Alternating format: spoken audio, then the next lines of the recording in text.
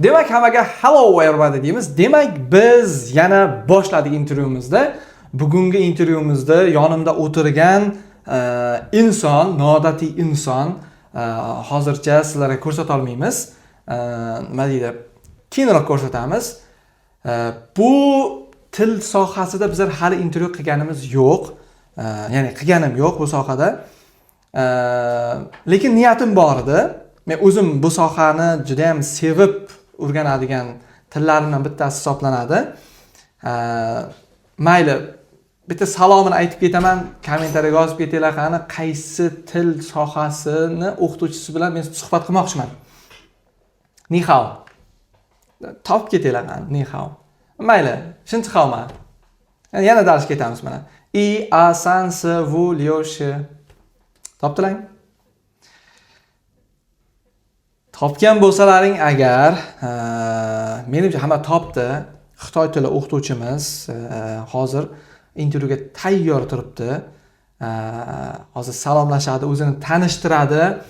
Noodatiyligi nimada? Noodatiyligi bizlar YouTube kanalimizda Xitoy tili o'qituvchi bilan yoki Xitoy tili o'quvchi bilan biron marta suhbat qilmagan ekanmiz va bu o'qituvchimizda u sabab qilib ham suhbatga tortdim va o'zim ham xabarlaring bormi yo'qmi? Birinchi kursda men Xitoy tilida o'qiganman, rus gruppasida va undan keyin ingliz tiliga перевод qilib ketganman, ya'ni ko'chirib olganman Samarqand davlat chet tili institutida va Xitoy tilini juda ham sevib o'rgangan inson va 2 marta Xitoy davlatida bo'lib kelgan inson sifatida sizlarga birgalikda nima deydi, ta'lim sohasida va o'qituvchilik sohasida shogirdimiz bilan birgalikda hozir bir-birimizga intervyu qilamiz. Mana noodatiy tarafi nimada? Qanaqadir HSKdan bir baland, bir dahshat narsalarimiz yo'q. Men Xitoy tilida bo'lib kelgan odam sifatida sizlarga intervyu beraman. O'qituvchi sifatida esa Surayyo sizlarga intervyu beradi. Boshladikmi? Demak, uzoq kutilmagan holatda Surayyo, assalomu alaykum. Assalomu alaykum. Xush kelibsiz bizning intervyumizga. O'ylaymanki, intervyumiz ajoyib va g'aroyib o'tadi degan umiddaman. Kutib o'tiribdi, kim ekan bu qiz? Yoshi nechida ekan? Qayerlik ekan? Ota-onasi kim ekan? Qancha o'quvchilari bor ekan? Qanday o'qituvchi ekan deb qiziqyapti. Mana marhamat, kamera sizga, o'zingizni yaxshilab tanishtirib bersangiz. Assalomu alaykum, Ali Education markazining YouTube kuzatuvchilari. Ismim Surayyo, yoshim 19 da. Hozir Samarqand davlat chet tillar instituti Xitoy filologiyasi yo'nalishida 2-bosqich talabasiman va Ali Education o'quv markazida Xitoy tilidan o'qituvchiman. Zo'r. Men bu shogirdimizni ham yana chuqur tanimayman. Endi mana tanishyapman. Tumaningiz qayerda? Shu Samarqand. Samarqanddan. Zo'r. Yaxshi, super taraflar. Do'stlik. Do'stlik taraflari yaxshi. Shahnozadan yaqinmi, uzoqmi? Yaqinroq. Yaqinroq. Tushunarli. Zo'r. Tak, yana endi Xitoy tili haqida gaplashamiz. Xitoy tili o'qituvchilik o'zi nima? Xitoy tili o'zi nima? Shu bo'yicha gaplashamiz. Endi mana sizlarga savol beraman. Dunyoda eng ko'p foydalaniladigan tillardan biri qaysi biri desam, hamma birinchi Xitoy tilini aytsa kerak. Chunki 2 milliardga yaqin inson Xitoy tilida gaplashadi. Ingliz tilida esa 1 milliarddan ziyod odam ingliz tilida muloqot qiladi. Demak, ingliz tili pastroq, eng ko'p foydalanadigan til bu Xitoy tili hisoblanadi. Tak. Surayyo, Xitoy tilida o'qituvchilik qilish qiyinmi, osonmi? O'ziga yarasha har bitta narsaning mashaqqati bor. To'g'ri aytdingiz, Xitoy tili eng ko'p foydalaniladigan tillardan hisoblanadi. Hatto xitoyliklar shunaqa deb o'ylaydi, agar sen Xitoy tilini bilsang, dunyodagi 5 ta odamdan biri bilan bemalol gaplasha olasan. Ya'ni 1.3 milliard aholi Xitoy tilida so'zlashadi.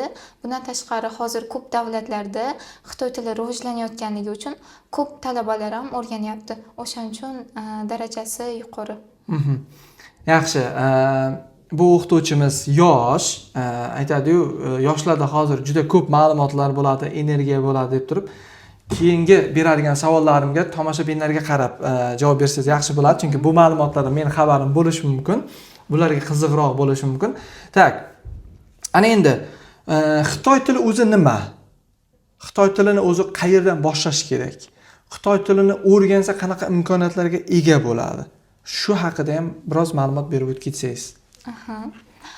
Xitoy tili bu iyeroglifikaga asoslangan til hisoblanadi. Ya'ni bu tilda alifbo bo'lmaydi.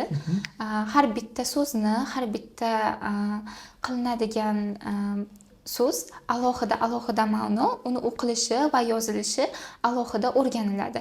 Mana shu jihatdan qiyin deb oladigan bo'lsak, lekin aslida grammatikasi juda ham oson til hisoblanadi. Zo'r.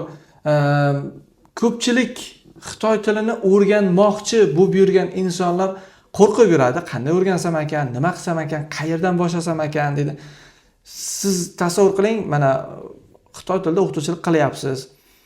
Qanday boshlaysiz? Hozir Xitoy tilida qanaqadir darajaga ega, yo bo'lmasam, mana ingliz tilida A1 daraja bilaman, A2 yo bo'lmasam beginnerim bor deydi. Xitoy tilida deyarli 0 kirib keladi. Nimadan boshlaysiz Xitoy tilini o'rgatishni? Xitoy o'zi aslida xitoyliklar ham o'sha 6 yoshdan boshlab maktabga beradi bolalarini va iyeroglif o'rgatishdan boshlaydi. Ularni yozib. Bizlarda ham xuddi shunaqa iyerogliflardan boshlanadi. Har bitta darsga o'ziga yarasha 6 ta, 10 ta, keyin ko'tarilib boradi sonlar. Qaysi iyeroglif, qaysi so'zdan boshlaysiz? Qiziqroqda shunisi, qaysi so'zdan boshlaysiz? Olmoshlardan boshlanadi. Men, sen, u, biz o'sha shular bilan boshlab o'zi bu yog'i shakllanib ketaveradi, to'g'rimi? Yaxshi.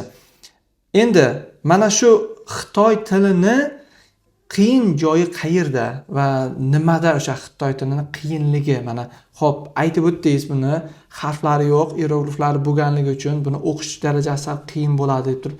Lekin mana shu ko'pchilik mana HSK deydimi? HSKda bo'limlar bor-da. Mana shu bo'limlarni tushuntirib bersangiz, o'sha bo'limda eng qiyin bo'lim qaysi qiyinligini tushuntirib bersangiz, nimasiga fokus qaratish kerak, o'zi HSK olsa nima imkoniyatga ega bo'ladi? Shu narsalarni aytib bersangiz. Xo'p. Xitoy tilida murakkablik jihati faqat iyerogliflardan emas, tonlar ham bor. Ya'ni ularda bo'g'inlar soni kam bo'lganligi uchun 4 ta ton bo'lsa, bitta bo'g'in 4 ta tonda har xil ma'noni anglatishi mumkin. O'sha jihatdan ham biroz murakkab. Murakkablik jihati HSK imtihonida eshitish, ko'pchilik eshitish qismidan past ball oladi. Qolgan jihatlari oson. Demak, HSKda qanaqa ballash tizimi, qanaqa nechta bo'limdan iborat, shunisini tushuntirib o'tsangiz. HSK imtihoni 4 ta qismdan iborat. O'qish, eshitish, yozish va gapirish. Sertifikatni o'zida 3 ta qismdan baholanadi. Ya'ni o'qish, yozish va eshitish. Gapirish qismi alohida baholanadi va u sertifikat tizimidagi ballga ta'sir qilinmaydi. Har bitta qismga alohida 300 balldan beriladi. 300 balldan 180 ballni oladigan bo'lsa, o'sha sertifikatni qo'lga kiritadi va har bir daraja uchun alohida imtihon topshiriladi. Masalan, ingliz tilida topshiradi, qaysi ball chiqsa o'shanaqa HSK imtihonida necha daraja uchun topshirmoqchi bo'lsa, o'shanga topshiradi. Zakaz bersa bo'ladi, to'g'rimi? 3 ga topshirmoqchimi, 3 ga registratsiya qiladi, 4 gami, 4 ga. Eng balandi necha HSK-niki? Eng balandi HSK imtihoni 6 darajadan iborat, eng balandi 6 C2 ga to'g'ri keladi.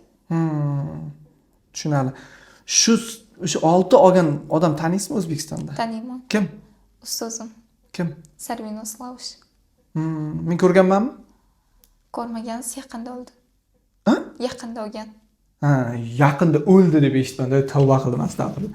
Yaqinda oldi. Yoshi nechida? 23 da. Yoshroq ekan. Unda men tanimay ekanman. Zo'r. O'zbekistonda shu oltin olgan faqat bittami yo ko'pmi? Men bittasini taniyman. Qolganini tanimaysiz. Yaxshi. Tak, ana endi sizga savol beraman. Nima uchun maktablarga ham Xitoy tilini o'rganish kirib kelyapti? Nima deb o'ylaysiz? Chunki hozir Xitoy tili global tilga aylanyapti va ko'p texnologiyalar rivojlangan davlat bo'lganligi uchun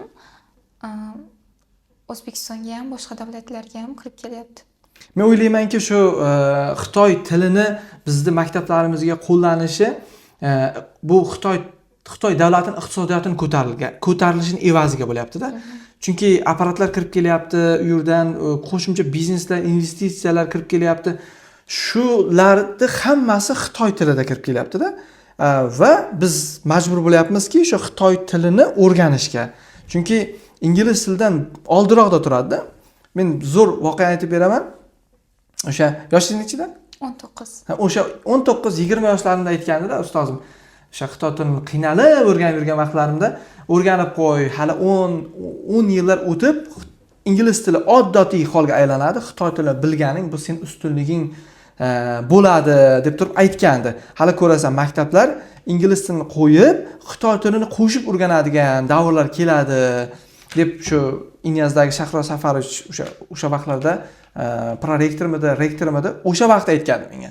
Mana davr keldiki, mana hozir Xitoy tilini maktablarda qo'shib o'rgatilyapti hozir jarayonlarda.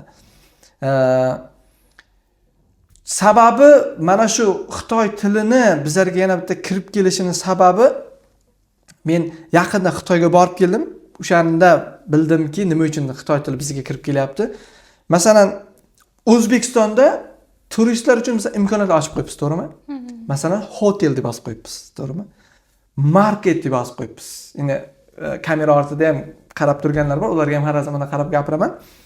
Shunaqadan bizlar yozib qo'yibmiz-da, mana market, hotel deb bo'lmasam inglizcha narsalar yozib qo'yibmiz-da bizlar.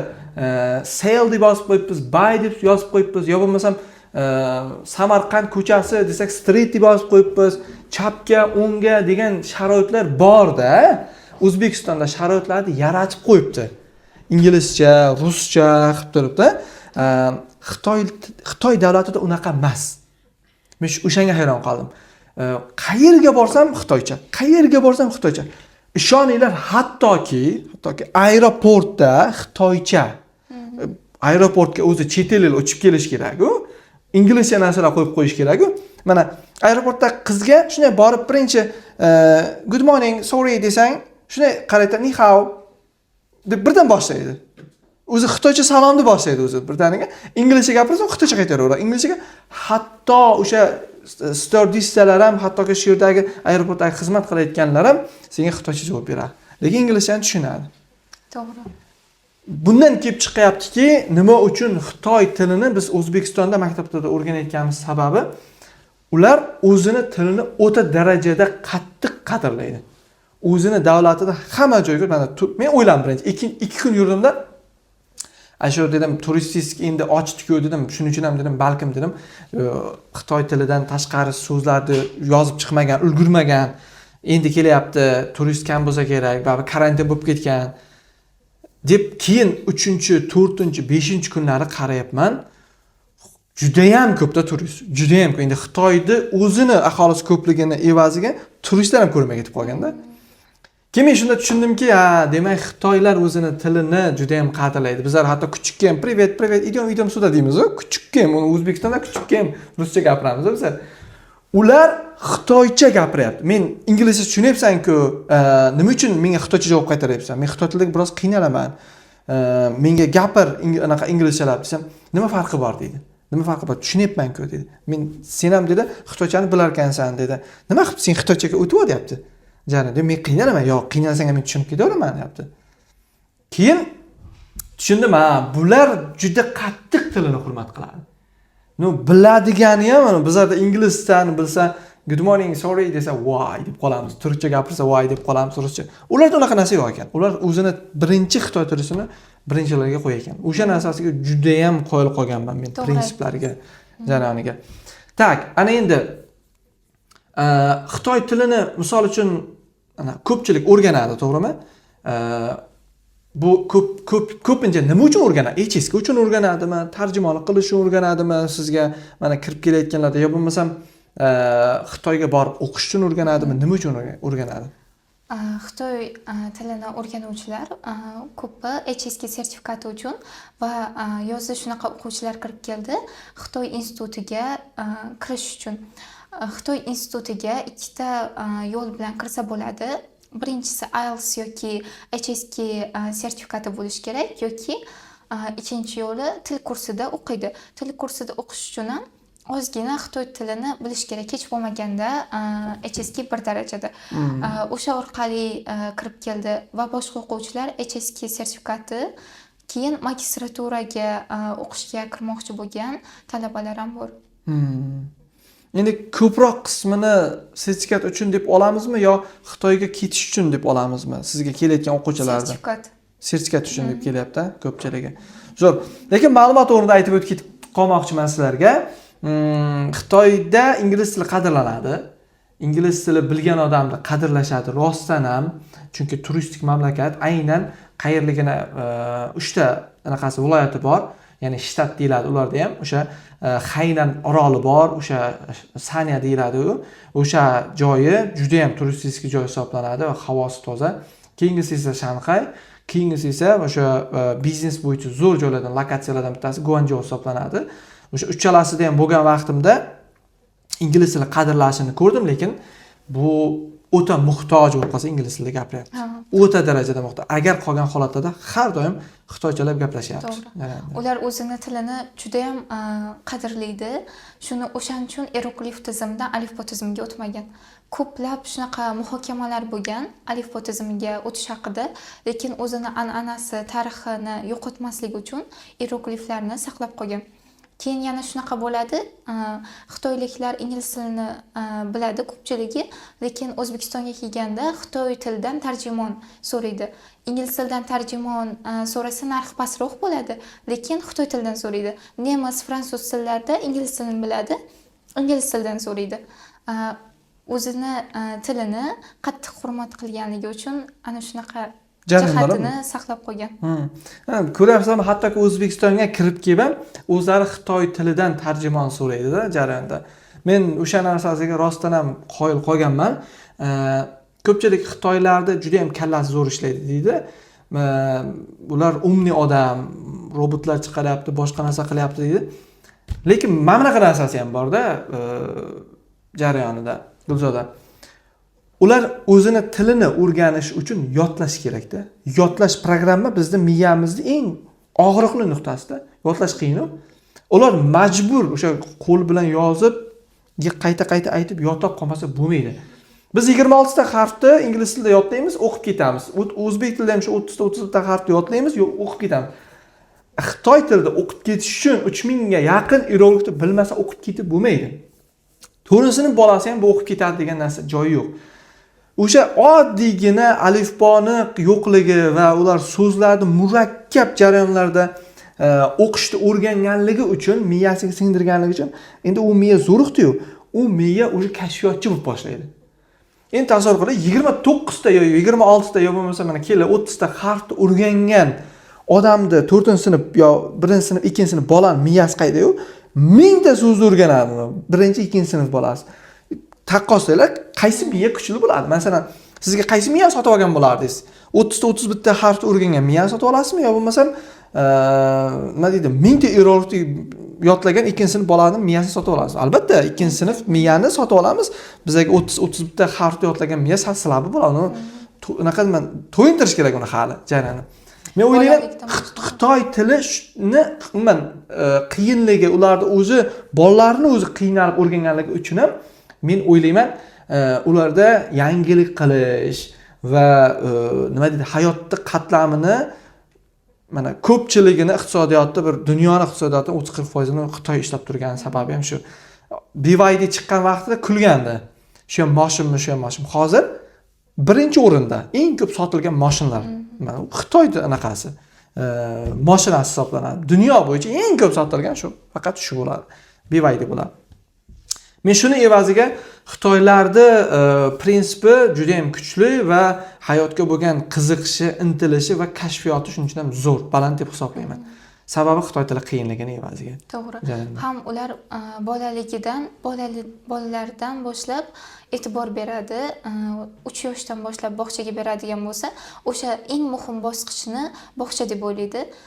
Bog'chalarning o'zi ham 3 ta turkumga bo'linadi. Birinchisi davlat bog'chalari, keyingisi yirik kompaniyalar va xususiy bog'chalar. davlat bog'chalarida o'sha kim bo'lmoqchi, qaysi narsaga qobiliyati yetadi, o'shanga qarab o'zi o'rgatadi.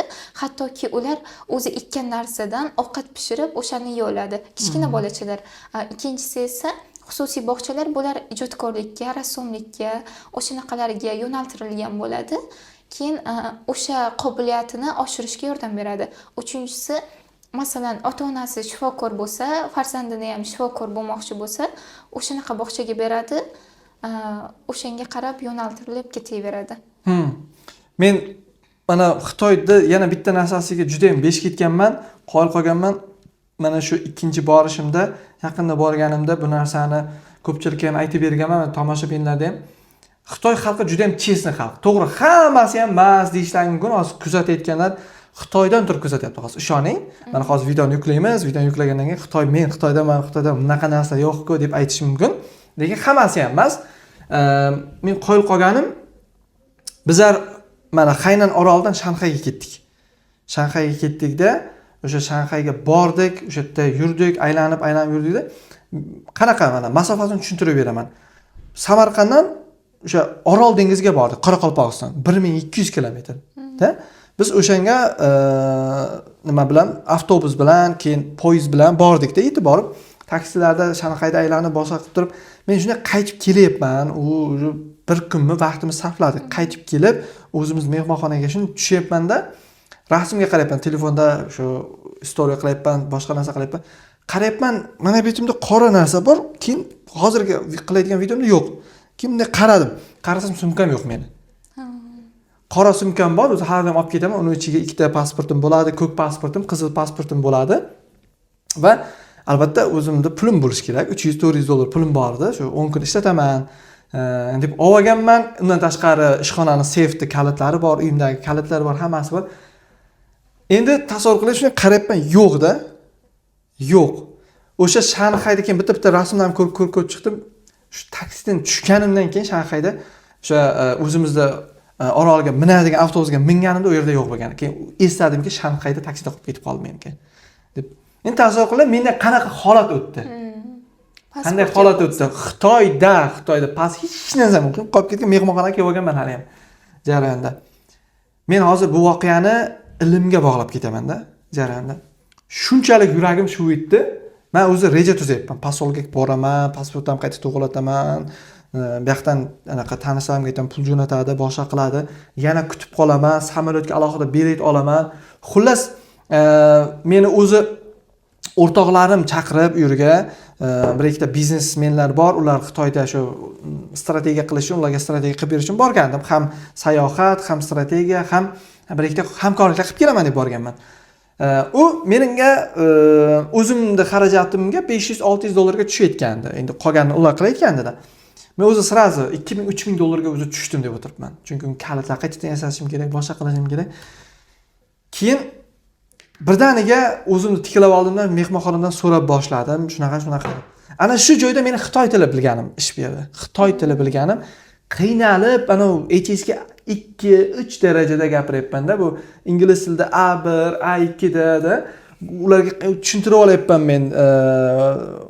Men Xitoy tilida kamroq gapiraman, shunaqa yo'qotib qo'ydim deb so'zlarni slovarlardan ko'rib olyapman-da. Xitoychalab murojaat qilyapman. Chunki xitoychalab murojaat qilinsa, ularga boshqacha ta'sir qiladi. To'g'ri, millatchilik emas, unaqa emas, jarayoni unaqa narsalar yo'q, lekin baribir bor. Chunki shunday Xitoylar bor, inglizchani bilishini bilasan, lekin hech qachon inglizcha gapirmaydi. Tushunmadim deb turaveradi. Vobujidao yini deb turadi. Vobujidao deb turadi. Ya'ni vobujidao degan men bilmayman deb turadi. Har men bilmayman deb turadi va senga qaramaydi. Ana shu yerda men Xitoy tilini bilganim, men tushuntirib, hamma narsani nima qilib, keyin o'rtoqlarimga telefon qilib, lekin u chirish hech kimning gaplarini olmayarkan u yerda. Menda eng zo'r narsasi Xitoyda hamma narsa programma orqali boshqariladi. Hamma narsa, hech narsa naqdda to'lab bo'lmaydi. Qo'lda juda ham qiyin narsada, WeChatdan qilish kerak boshqa narsa. Men eng zo'r tarafi o'sha WeChatdan, Dididan, taksidan qilgan zakazlarim orqali yaxshi ham shuydan qilgan ekanman. Ko'rib olib, u yerda kimgadir telefon qildirsa, ular bermaskan. Ular hech qachon o'sha sumka qolib ketdi demaskan. Egasi telefon qilmagancha hisobmas deyapti. Ana taksist inglizcha bilmaykan. ruscha ham bilmay ekanda. Endi men o'zim gaplashim kerak, men qo'rqayapman-ku, shu Xitoyga hozir kimgadir aytsam, u noto'g'ri ma'lumot yetkazib, ichida nimalar bor deb so'rayaptilar. Men $300 hech narsasi yo'q ekan, olib kelar deb ikkalasi bo'lolmasin. Men bilmayman-da, chunki hali men Xitoyda bunaqa holatga tushmaganman. Umuman ichimdan to'xtatganman. Bo'lgan narsa Parvizdan so'rasalangan aytib beradi jarayonda. Keyin unga bir baloq qilib tushuntirdim. Ichida shunaqa narsalar bor, mana bunaqa narsalarim bor deb, prям o'sha taksist bilan gaplashyapman. Taksist siz deyapti, bizani boshlig'imiz bor, o'shanga murojaat qiling deyapti. Uni nomerini teryapman, unga murojaat qilyapman. Shu arz qoldiring, boshqa narsa qiling, unaqa qiling. Keyin qoldirganimdan keyin yana qaytadan taksistga buyruq berdik bizlar dedi. Buyruq berdi, xudo xolasa sumkangizni olib kelib beradi dedi. Ko'nimda u orada 3 soatlar o'tib ketyapti jarayonda. Men tamom bo'layapman o'zi. Tushkunlikka tushib, sayohatim ham boshqa narsam ham bo'lyapti, omin bo'lyapti. Xitoy boyagi bilan gaplashdim, keyin shu yerda mehmonxonadagi ham harakat qilyapti unga tushuntirishga, lekin baribir Xitoyda shunaqa ekanki, orasiga tushish degan narsa yo'q ekan, faqat o'zi gaplashish kerak ekan hamma narsani. Xavfsizlik uchun. Keyin o'zim gaplashyapman, bo'ldi deyapti, sen xavotir olma deyapti. Bo'ldi, bizga buyruq berdi. Yaxshi ham vechatdan qilgan ekanman shu narsani. Bizga buyruq berdi, sen bemalol uxlaver deyapti. Men masalan chorshanba kuni soat obeddan keyin ertalab 5 ta chiqib ketgan bo'lsak, bizlar bir kun aylanib, yana shu ertalab emas, payshanba kuni yo juma kuni kechga kirib kelyapmiz bizlar. Sen uxlaver deyapti. Ertalab tursang, sumkang kishida bo'ladi deyapti. Mehmonxonada bo'ladi. Kim ishonadi u gapga? Hay dedim, o'sha kechdim men, hamma narsani kechdim. Tushkunlikka tushib, rejalar tuzyapman men o'zi. Boshqa pasport olaman, boshqa narsa qilaman, bolalarga aytib chiqyapman hamma narsasiga. Xitoylar juda ham bemalolda. Bo'ldi, keladi qilib qo'ydim. Keyin ertalab uxlolmadim даже. 8:30 da turib, bunaqa qilyapman, deydi, qoyilib turistlarni erta turishini birinchi marta ko'ryapman deyapti. Yo, men pasportim yo'q, boshqa narsa yo'q, u keladi, xavotir olma. O'shaning uchun borib so'rayapman dedi. Keyin pochtasi bor, shundan bitta so'ragan kelgandir balkim dedi. Pochtasiga nima qilyapman? Ha, keldi dedi. U ko'ringlardan u uzoq muddat anaqa bir mana o'g'il bolalar biladi bu narsani. Yo bo'lmasa qizlar ham biladi. Uzoq muddat kutib yurgan insoningdan ha javob oladi. Bo'l tegaman sizga deydi. Yo bo'lmasa sovchi jo'natgan bo'lsa yes deb qo'yadi, anaqa qilib qo'yadi. Menda ana shunaqa his o'tdi. Yo bo'lmasa $10,000 topolsam qanday qilasiz? Xuddi shu his o'tdi-da mendan. Keldi, shida qarab turibdi sumkang bilan dedi. Ana shunday bitta his o'tdi, lekin ko'rmaganimcha ishonmayman dedim. Bitta pochtadan sumkamni xuddi shunday bunaqa ushlab olgan, taqqan qilsam, ipni bog'lab turib, "Ishon shu siznikimi?" dedi-ku. Tasavvur qiling, dunyoda eng chiroyli qizni ko'rganda bo'ldim, sumkamni ko'rganda. Shu siznikimi dedi keyin. "Ha" dedim-da. "Ichidagi narsalarni ko'rib oling" deyapti-da. Menga ichidagi narsalarimiz pasportim bormikan dedi. "Yo, pasportingizni qo'lingizga olganmiz biz" dedi. "Bizga kerak edi pasport ma'lumotlaringiz, sug'urtalaringizni ko'rib olishimiz kerak" dedi. Shunchalik xursand bo'lib ketdimki, ichidagi narsalar qiziq emas. Menga shu ikkita pasportim bo'lsa O'zbekistonga qaytib ketsam bo'ldi deganman-da. Ya'ni, yo ko'rib olyapti ichidagi narsalar. Ichida ko'rib olyapman, maydalangan dollarlar ham bor. Ko'rib. Ha, bo'ldi, hammasi to'g'ri. Yo'q, ko'r deyapti. Bittalab ko'r, kamera qilib ko'r deyapti. Men boshlig'im gapiradi deb xitoychalab tushuntiryapti. Keyin ko'rib ol, bittadan ko'r. Men uni ham o'zbekimizga boshqacha tushunyapman-da. Ko'rib ol deyapti-ku, dedim. Ichida puli borligini bilar. Menga biror nima ber deb aytayapti dedim. Keyin bo'ldi, ko'rdim dedim, nima qildim dagin. Oldimdan shuni tiqibmandan oldi bor-ku. Bo'ldi, ko'rdim dedim dagin, nima qildimdan. Ha deyapman, kistasa tiqsam ana u boru tappancha bilan peshonasiga tiraganda qanday pitirchilab qoldi, ana shunday pitirchilab qoldi. Pulni olib mundaylar qilib qaytarib bunaqa qilma deb turib, ha yo dedim, Shanxaydan olib, men Shanxayga $100 bilan bordim. $100 bilan qaytdik-da. Men ichimasa $70 beryapman senga.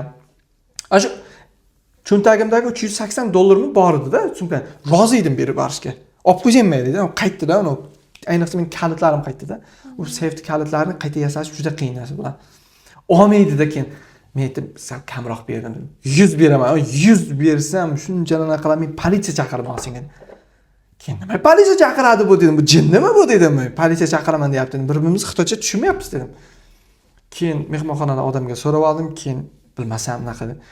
Keyin katta kamroq bering agar dedi. Keyin men aytdim, biror nima olgan dedim, biron joyda choy ichamiz deb. $20 ham berdim, $10 ham berdim, olmadi-da. Xullas keyin menga qonunlarni ko'rsatdi. 3 ta o'lim jazosi bor ekan. Birinchisi korrupsiyaga. Men korrupsiya emas, o'rtoq sifatida beryapman senga. Men olib kelib bering dedim. Bizda O'zbekistonda berishadi dedim, do'stona sifatida. Bir joyda o'tiray. Yo'q dedi. Seni dedi, pasportingni ko'rdik dedi. Biz agar dedi, aytardik, taksi pulini bilan keldik, xarajatini berasan deb aytardik. Qarasak, seni sug'urtang bor ekan dedi. sug'urta $500,000 sening sug'urtang bor dedi. U sug'urtani faqat qo'lingga bera olmaymiz, faqat sen ishlatish huquqiga ega bo'lasan.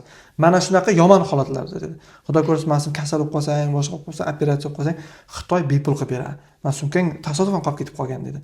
O'sha kamerada ko'rdik dedi, uxlab qolibsan o'sha vechetdan qilingan anaqa taksida, qarabsan, uxlab qolibsan, charchabsan, turib chiqib ketib qolibsan dedi. Taksi ham aytmagan, ko'rmay qolganini. Shuncha biz o'zimiz xarajatimizdan $200 ketkizib, seni sug'urtangni olamiz bizlar dedi. Sug'urta kompaniyasidan. Vashi qo'lim ko'tardimda borku. Keyin sohilga borib hamma narsani olib chiq, xursand, men juda ham Xitoydan avvalgi taassurotim zo'r edi, yana ham zo'r bo'lib ketdi-da. Keyin sohilga borib cho'milishga borganmiz. Parviz telefoni qolyapti, menejerim bog'ida. Qolib ketding, kelib qo'yibmiz 1 kilometrda orasi. Dedi, telefon qolib ketdi ustoz dedi.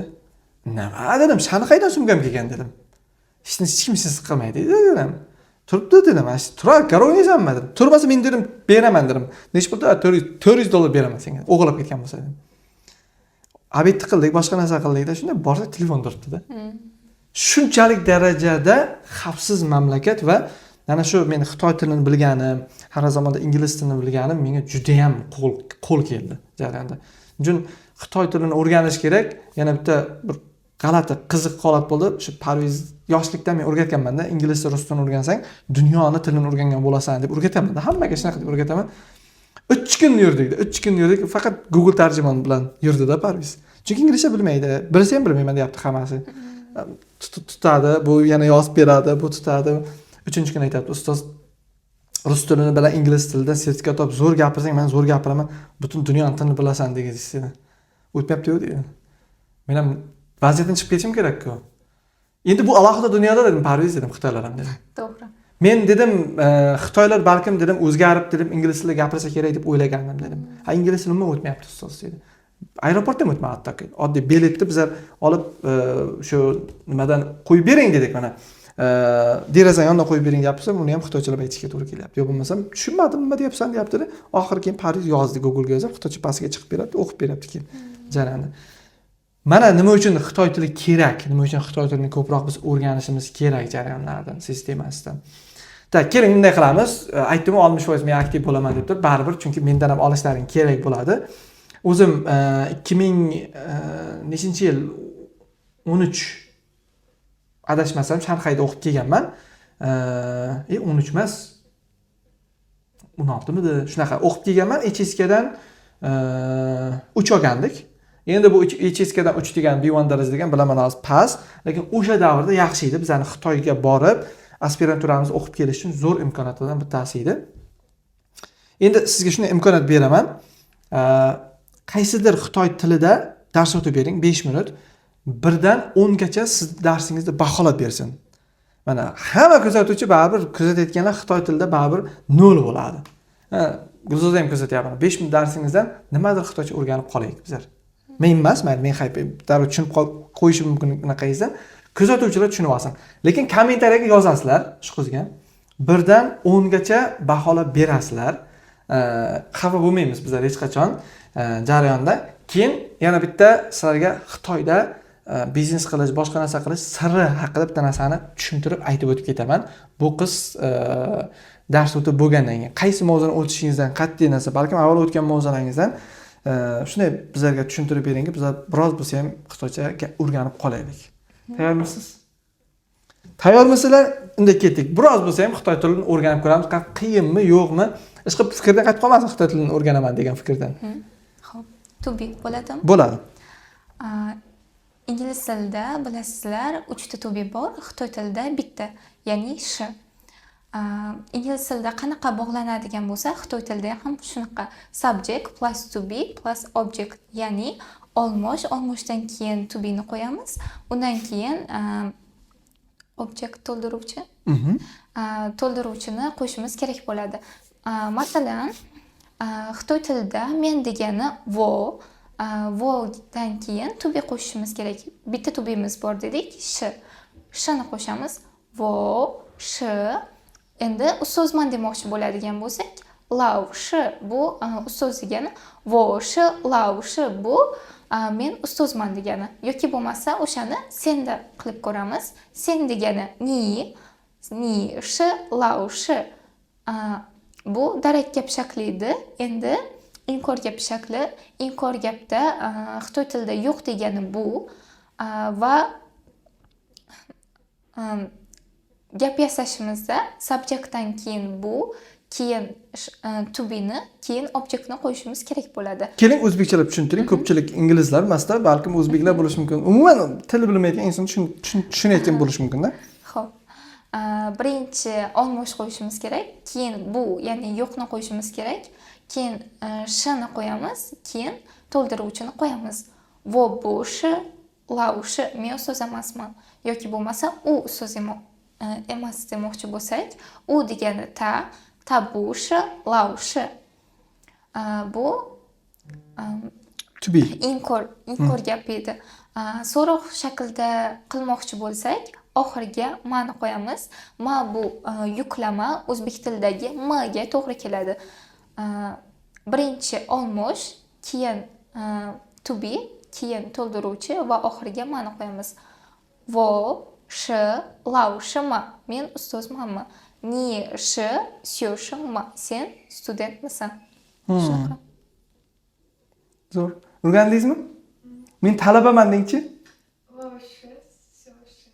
Syo, shim. Zo'r. O'rgangan bo'lsalaring 1 dan 10 gacha o'sha to be fe'lini bitta baholab berasizlar, qanday o'rgatish sizlarga. Keling, bunday qilamiz. O'tgan zamonni o'rgatib bering. Talaba edim. Xitoy tilida o'tgan zamon l bilan beriladi, faqat oxiriga l ni qo'yishimiz kerak. Chunyan vo shi syo shin l. O'tgan yili men talaba edim. Hammasiga qo'yib tushlab bering, shaxslarga. Faqat talaba eding, edi, o'tganini qo'ymang, o'zi adashib ketadi qolganlar. Har bitta olmoshlarni tushuntirish. Men degani vo, sen degani ni, u degani ta, bu o'g'il bolaga nisbatan, qiz bolaga nisbatan ham ta, tonlari bir xil. Faqat hieroglif yozilishda farq qilinadi, narsa predmetga ham ta. Min degan qo'shimcha bor, bu lar degani, ya'ni qaysi bir otga minni qo'shadigan bo'lsak, o'shani ko'plik shakli kelib chiqadi. Menni ko'plik shakli biz, to'g'rimi? O'shani yasashligimiz uchun vo minni qo'shamiz, biz bo'ladi. Sen degani ni, ko'plik shakli yasashligimiz uchun minni qo'shishimiz kerak. Ni min, bu sizlar bo'ladi. Ular uchun esa ta min. Mana shunaqa olmoshlar. Endi ayting, men o'qituvchi edim deng, o'tgan zamonda. Ayta olmaydi, chunki o'tgan zamonni bizlarga yedirib bera olmadingiz. O'tgan zamonni yaxshi aytib berishingiz kerak. Aniq. Shunaqa bo'ldi menimcha. Sizlar ham aytib yuboringlar kommentariyada. O'tgan zamonini, mana to be'nikini. Olmosh, keyin to be, keyin to'ldiruvchi va oxiriga l qo'shimchasini qo'shishimiz kerak. Vo, shi, lau, shi, l. Dal hamma shaxslarga. Ni, shi, syo, shin, l. Doktor degani i shin, ta, shi, i shin, l. O'rgandingiz endi. Oxiriga l qo'ysangiz edim bo'lib qolar ekan. L-niki. Tak, yaxshi. 1 dan 10 gacha baholab berasizlar darsini, qanaqa o'tar ekan deb turib. Demak, bizda barcha viloyatdan, chet ellardan kuzatishadi. Xitoydan, boshqa davlatlardan kuzatishadi. Qaysi davlatdan kuzatayotgan bo'lsalaringiz, o'sha davlat nomini yozib qo'ysalaringiz, bizlar bilgan bo'lardik. Hammadan iltimos qilardim, like bosib, kommentariy yozib, obuna bo'lmay kuzatadigan obuna bo'lib kuzatsalar yaxshi bo'ladi. Biz ta'limni targ'ib qiladigan insonlarimiz, farzandlaringizga, aka-ukalaringizga albatta kerakli ma'lumotlarni yetkazamiz mana shu YouTube kanalimiz orqali. So'ray xursandman. Men intervyuning oxirida hammaga shunaqa imkoniyat beraman. Qaysidir ikkita savolni berishdi yo bitta savolni berishni kutib turganingiz men bermadim. Mana kelajakda agar o'zimni yo'limni topib ketsam, intervyularga chaqirishsa, misol uchun mayda-mayda intervyularga chaqirsa, keyinchalik zo'r turlarga, keyingi dunyo miqyosida, Xitoy miqyosida intervyularga chaqirsa, mana shu savolni bersa qani bo'lardi? Men shuni hech bo'lmasa 1000 ta odamning oldida javob bergan bo'lardim degan bironta savolingiz bormidi? Ichingizda qolib ketib qoldimi? Men bera olmay qoldimmi? Yo'q. Hammasiga javob berdingiz, ha? Hammasi siz xohlaganday bo'ldi jarayonda. Yaxshi. Ana endi mana shu Xitoy tilini o'rgatgan ustozlaringizga, ota-onangizga, kimlarga bo'lsa ham bemalol rahmat aytib, xayrlashishingiz mumkin. Bemalol xayrlashavering. Avvalambor rahmat aytishingiz mumkin. Qaysi ustozlaringiz, kimga rahmat aytmoqchisiz? Bu egalariga yetib boradi bu video. Meni shu darajaga yetishib kelishimga sababchi bo'lgan ota-onamga va ustozlarimga rahmat deyman. Va bizni kuzatib turgan kuzatuvchilarga ham ketkizgan vaqtiga rahmat. Xitoy tili ma'lumotlari va Xitoy tilidagi jarayonlarda yana ham qiziqroq qaysidir savollar bera olmay qolgan bo'lsak, kommentariyaga yozinglar. Keyingi Xitoy tilida bo'ladigan kimdir balkim o'zi, balkim shogirdlari endi juda ham katta ichiski olgan o'qituvchilar bilan suhbat qilishga harakat qilaman. O'sha joyda ularga shu savollarni berib, aniqlik kiritib olamiz hammasini, jarayonlarni. Bu videomiz xudo xolasa 21 mart arafalarida qo'yiladi. Hammani Navro'z ayomi bilan chin yurakdan tabriklayman. Kirib kelayotgan yoki kirib kelib bo'lgan Navro'z ayomimiz bilan endi qachon montaj qo'yiladi, lekin albatta yangi yildan keyin va kirib kelib bo'lgan 2026-yil sizlarga muborak bo'lsin. Bahor ayyomi hammaga muborak bo'lsin. Doimo xushchaqchaq va pozitivlik sizga nasib qilsin. Yana shu narsani aytamanki, sizga ham Xudo bergan yoshgacha siz xotirjam uxlab, xotirjam uyg'onish nasib qilsin. Mol dunyo tilamayman, katta martaba tilamayman, lekin xotirjam uyg'onib, xotirjam uxlash sizga 1001 yoshgacha nasib qilsin va kim bizni oxirigacha kuzatib turgan bo'lsa, ana shu insonlarga ham shu baxt nasib qilsin. Chunki milliard pulingiz bo'lib 1000 martaba kuchli bo'lgani bilan xotirjam uyqungiz yoki xotirjam uyg'onishingiz bo'lmasa, bu juda ham azob narsa. Buni xotirjamlikni yo'qotib, bir haftalab, 2 haftalab yo'qotgan insonlar bu narsani juda ham yaxshi biladi. Shuning uchun hammaga sog'lik, salomatlik tilaymiz. Intervyuimizni kimlargadir jo'natib qo'yinglar, manfaatli bo'ladi. Hammaga xayr, sizga ham kattakon rahmat. Rahmat. Ana xitoychalar birgalikda xayrlashamiz. 1, 2, 3. Zayjian. Zayjian.